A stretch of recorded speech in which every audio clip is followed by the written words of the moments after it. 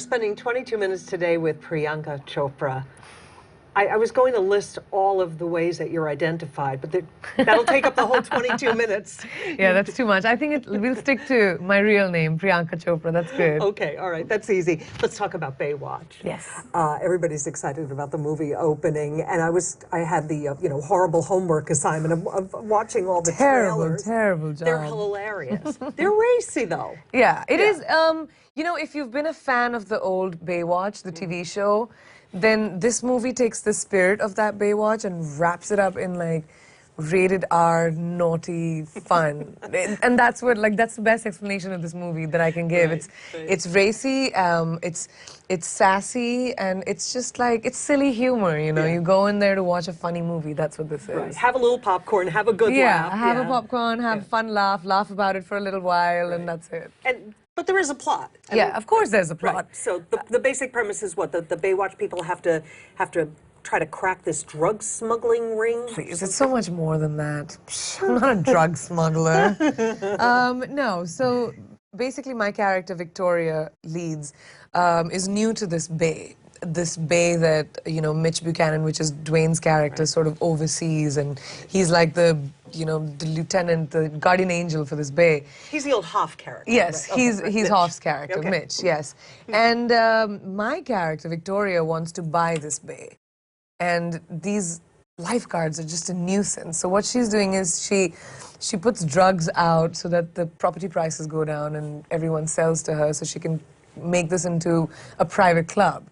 And these lifeguards want it to be a beach. And it's like, who wants another beach? And she doesn't understand that. So that's the whole plot between these lifeguards trying to take her out. And she's just like, what she thought was an inconvenience sort of surprises her. Right. As it goes along. And Victoria Leeds, it was supposed to be Victor Leeds? That was the original... It's so much better as Victoria Leeds, don't you think? Of course, like, especially with you in the role. What the heck? Victor Leeds, there's no music to it. But yes, it was written for a man initially. It was supposed to be a male villain character. Right. I'm so glad they went with a woman, and that woman was me. Yeah, and you know, you always hear this from actors, that it's so much more fun to play the baddie, to play the villain. Why is that? You know, it truly is. Even in my Indian films, I've played like a villain a couple of times. This is probably my third time I'm playing a negative character. But I think in real life, most of us are trying to be good, right? Like, at least most of us try to be the best that we can be.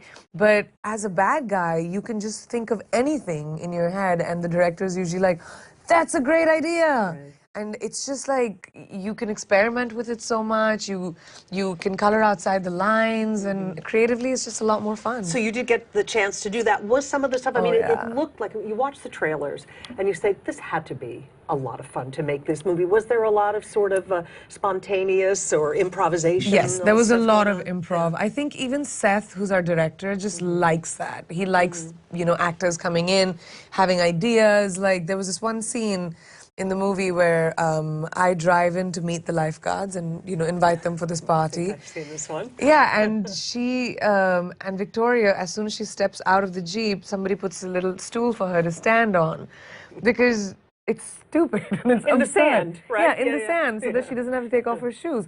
And she behaves like it's absolutely normal, but it's so stupid. Right. And that was an improv scene. Like, I remember Seth was like, oh, we'll just stand on the Jeep and what if we just stand? And I felt like, you know, I'd be addressing them like a dictator or a tyrant if I was standing on the Jeep. And I was like, she should definitely get off, but she won't take off her shoes. And Seth literally found a step stool, which was plastic, on the beach. It probably belonged to some child. And he was like, what about this? And I was like, that does it. So, you know, things like that it's just adding a little absurdity to her decadence, which, but we did a lot of improv on this movie. That's great. Somewhere there's a little child crying for her stool. Where did that stool go? Yeah. Sorry, kid. It's too bad. I'll blame it on my director. How was the camaraderie between you and specifically the Rock and Zac Efron? They seem to have this kind of, you know, funny buddy kind of rapport, but also kind of trying to one-up each other a little bit. Well, I guess that's what the movie is about. The movie is really about, you know, Zach's character coming in and telling Dwayne that, you know, I'm all that and more, and what do you know? And so it's basically that they're competing with each other through the film, and that's the vibe of the movie. Right. But in real life, they get on really, really well. They have so much respect for each other. And both of them, wonderful co-actors to work with. Dwayne was also a producer on the movie. So, you know, he's someone who sets the tone. Like, he'll be one of the first people coming in, last people leaving. Has just a great sense of, you know, taking care of everyone and just engulfing everyone in his positivity. He's great to be on set with. Right. Now, I'd heard that you actually got to meet the Hoff, and I don't know if you met Pamela Anderson, but I've seen you two have a nice little Twitter correspondence going. So you did get to have some contact with the stars of the show. I didn't meet the Hoff when we were filming the movie. He called me, in fact, after he finished filming his bit. Saying that, you know, he was really disappointed that we didn't get to meet because he loves India and he wants to do an Indian film. So you never know, we might have the Hoff in a Bollywood movie. Wow. That's what he said. He loved the idea of it. So you never know. We haven't been able to discuss it further. But listen, I'd like to see that happen. I could see that. I could see that, yeah. I wonder what it would be, though. I don't know. You got to come up with a plot for that. Yeah. Now, you watched the show, right, as a kid growing up? Yeah, I mean, I was really young. I must have been 6 or 7. It was my mom's favorite show, and I remember she used to, like, when the music came on, we would dash to the couch, and that would be our time, and it almost became our tradition. We'd watch it together. That's great. Did you dash in slow-mo over to the television? I mean, there was a lot of slow motion involved, I must say, especially when I was a kid. I used to come out of the bathroom in slow motion, too. Yeah. I wrapped my towel around me in slow motion. I guess I became an Indian actor. You were a natural for being an actress and for being in this role ultimately. So your mom was the one, right, to enter you in beauty pageants? Was that sort of how things got started for you? I was studying to be, I guess, an engineer. I wanted to, you know, be an aeronautical engineer, build planes in NASA. And I was that Indian girl, you know, that the stereotype of the smart girl in class. And I left America and I went back to India when I was about 16, and I was taking, you know, those mall shots, like soft focus, like glamour shots, yes, with like your hand here, and those pictures for I wanted like a mug shots for a scholarship program, and the photographer was just like, "You're really pretty. Can I take some more pictures?" And for a teenage girl, that's a great, you know, boost to her ego. And I was like, "Sure, please." And those soft focus, really bad glamour shots my mom at that time thought were great, and just sent it in as a joke to Miss India. I got selected for it. I won the pageant. I'd never modeled before. I'd never had an aspiration for it. And when you win Miss India, you're sent in for the international pageants like Miss Universe and Miss World. Right. I was sent for Miss World and I won that. And movie producers started, you know, offering movies to me because I guess it made business sense to have Miss World in a movie.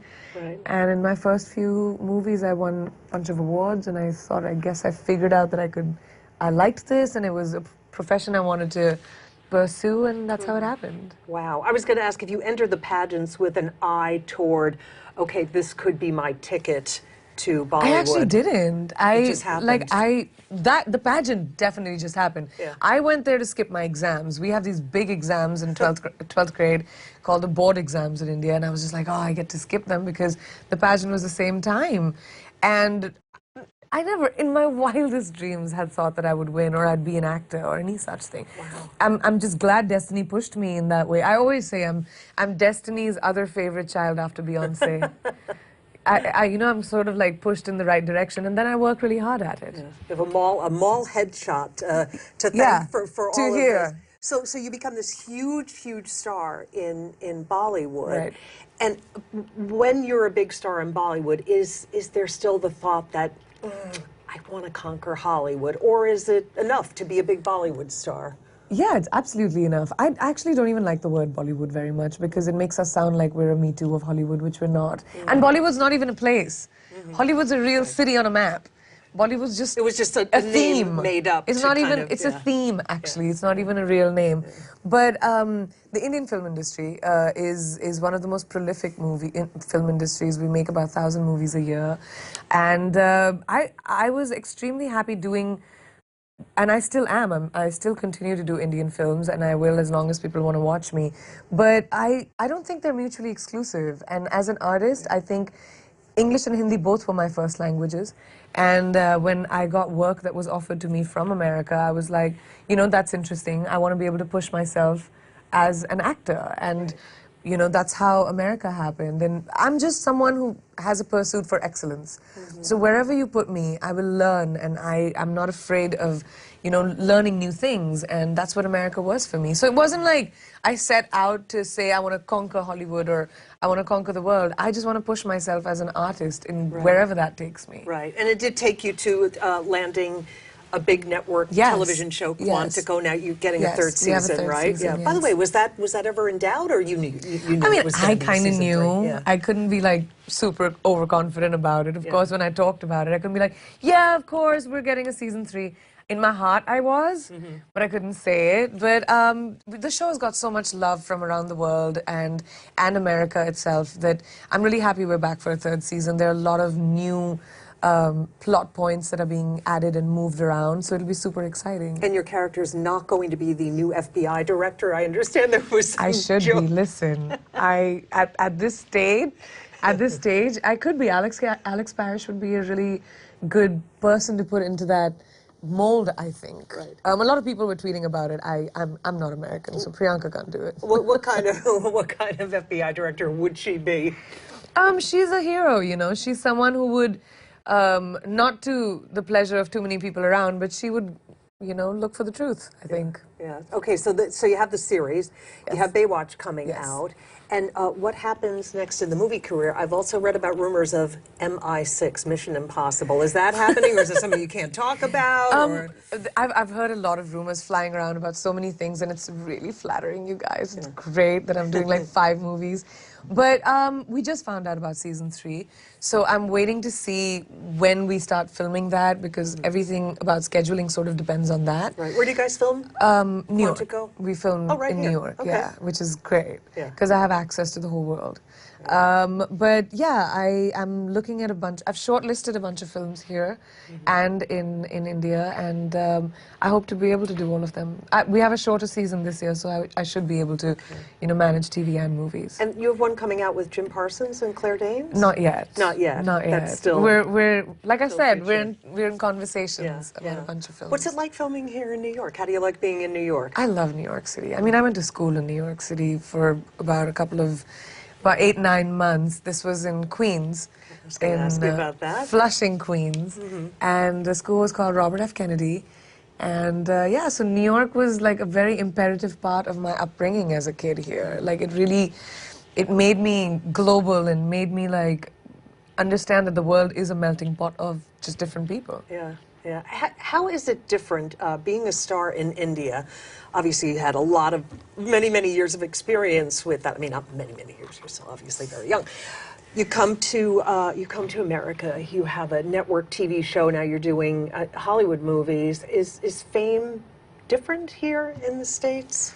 I mean, I guess I've been a public person for such a long time that I'm aware of the fact that people are always aware of me.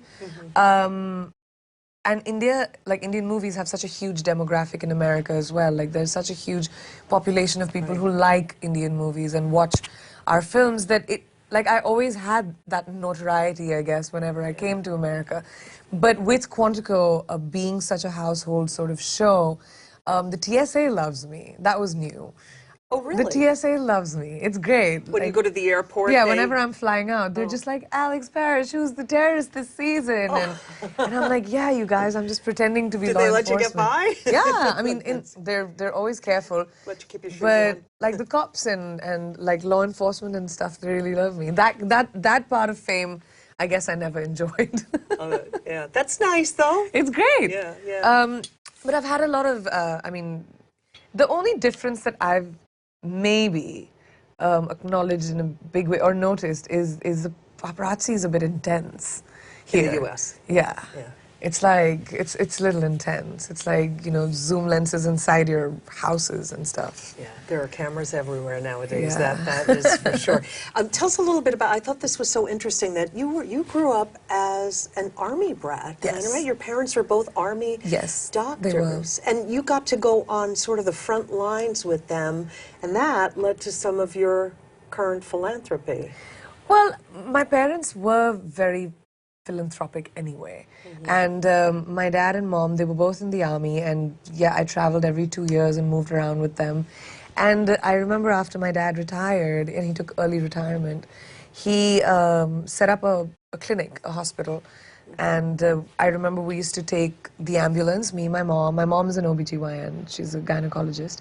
My mom, a pharmacist, my dad, who's a surgeon, and we used to drive into these villages, and my parents would treat people, you know, who don't come to hospitals or can't afford it. And so, and my job was as assistant pharmacist at 8 or 9 to count how many pills go into each, each envelope that we give to the patients. And I took my job really seriously. But I guess that always made me very socially aware and felt, and I really do feel that on all of us as privileged members of society, I mean, look at how much we have. Right. And it is totally on us to be aware of, you know, people who don't have the privilege that we do. So that's something I've always been very conscientious of. You wrote an op-ed piece for the New York Times in 2014. Yes, I did. And what I guess I would really suggest whoever's watching this to go and Google that and read it. It's really remarkable.